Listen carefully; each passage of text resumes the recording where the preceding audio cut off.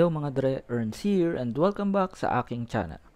Sa video na to ay tuturuan ko kayo kung paano tayo makakapag-search ng mga related literature or mga previous researches and studies using lamang yung Google.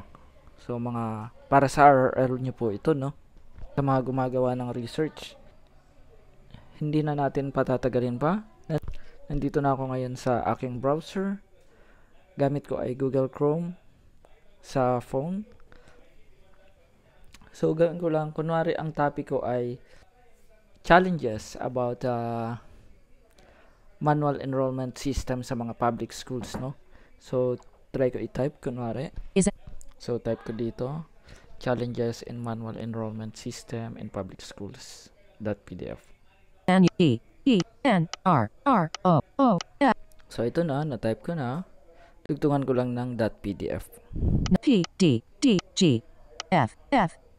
Space PDF.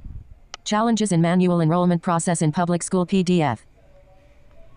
Okay, bakit dinagdagan ko ng .pdf? Kasi karamihan ng mga ina-upload online na mga studies para hindi ma-edit or magalaw na ng ibang mga magagaling, PDF format yung ginagawa para hindi na ma-edit, no? So, try natin search kung may lalabas nga. Search. Challenges in manual enrollment.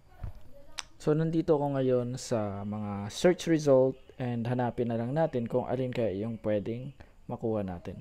The manual enrollment system in a school can lead to inaccurate research gate. College of Technology. Heading Level 3. About this result. The manual enrollment system in a school can lead to inaccurate evaluation of student performance. Loss of student records. Inaccurate reports.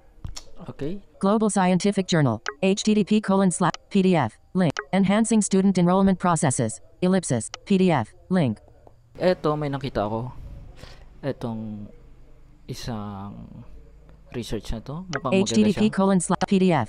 Enhancing student enrollment processes. Ellipsis. Heading Level 3. About this result. May 15th. M-. The problem and difficulties using manual systems mean that the student must go to school and comply with the school for the reservation. Okay, mukhang okay siya.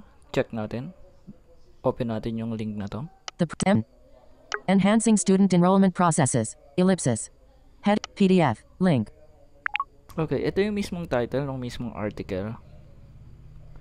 Enhancing student enrollment processes through online systems.